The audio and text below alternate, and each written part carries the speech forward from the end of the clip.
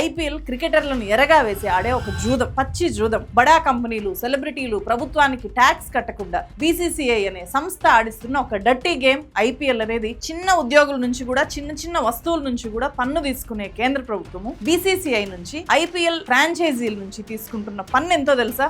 Zero.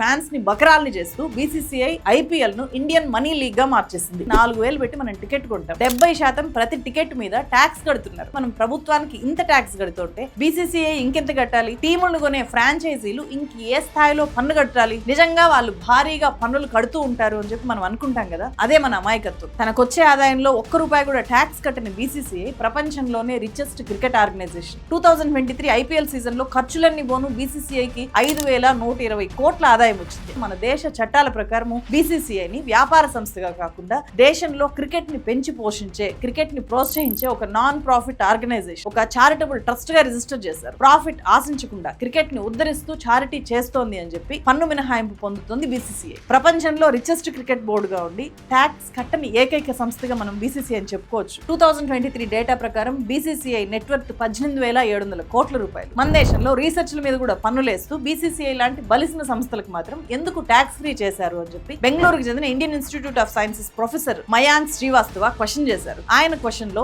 ఎంత న్యాయం ఉంది? క్రీడలు అన్ని సమానమే అయినప్పుడు క్రికెట్ ఎందుకు ఎక్కువ సమానం మన దేశంలో? క్రికెట్ వెనుక నడిచే గ్యాంబ్లింగే అందుకు కారణం. బీసీసీఐ నుంచి ప్రతి సంవత్సరం వసూలు చేసే ట్యాక్స్ తో 3-4 ఏళ్లలోనే దేశం అంతా కూడా అద్భుతమైన వెల్ ఎక్విప్డ్ క్రీడా మైదానాలు ఎన్ని తయారు చేయొచ్చు. ఇప్పటికీ కూడా బెట్టింగ్ మాఫియా మీద ఒక్క చర్య కూడా తీసుకోలేదు. ఐపీఎల్ సీజన్ లోనే $100 బిలియన్ ఇల్లీగల్ బెట్టింగ్ జరుగుతుంది అని చెప్పి డిజిటల్ ఇండియా ఫౌండేషన్ సంస్థ రిపోర్ట్స్ చెప్తున్నాయి. ఐపీఎల్ ఒక్కో టీం ని చూసుకోండి, వాళ్ళ ఓనర్స్ గా బడా వ్యాపారవేత్తలు, సినీ రాజకీయ ప్రముఖులే ఉంటారు. వేల కోట్ల రూపాయలు ఇన్వెస్ట్ చేసి ఆటగాళ్లను కొనుగోలు చేసి కప్పు గెలిచినా గెలవకపోయినా వాటి ఓనర్లు ఈ టీములను పోషిస్తూ ఉంటారు. టీం పర్ఫార్మెన్స్ బాలేకపోతే వరుసగా ఓడిపోతూ ఉంటే ఆ ఫ్రాంచైజీలు, ఆ ఆటగాళ్లను కొన్న వాళ్ళు ఘోరంగా నష్టపోయి ఉంటారు అని చెప్పి చాలా మంది క్రికెట్ అభిమానులు వాళ్ళ మీద జాలు చూపిస్తూ ఉంటారు. వాస్తవానికి వాళ్ళు నష్టపోయినట్లు కాగితాల్లో మాత్రమే ఉంటుంది. భారీ స్థాయిలో పన్నులు ఎగ్గొట్టడానికి ఐపీఎల్ వ్యాపారవేత్తలకు, సినిమా సెలబ్రిటీలకు మన దేశంలో ఉండే అతిపెద్ద ట్యాక్స్ హెవెన్. మన దేశ చట్టాల ప్రకారం కంపెనీలు కనుక నష్టాల్లో ఉంటే కట్టే పన్నుని తగ్గించుకోవచ్చు. ఈ ఐపీఎల్ బిజినెస్ లోకి ఎక్కువ మంది బడా వ్యాపారవేత్తలు, సెలబ్రిటీస్ రావడానికి కారణం కూడా ఇదే. అందుకే క్రికెట్ లో every run is making money అంటారు.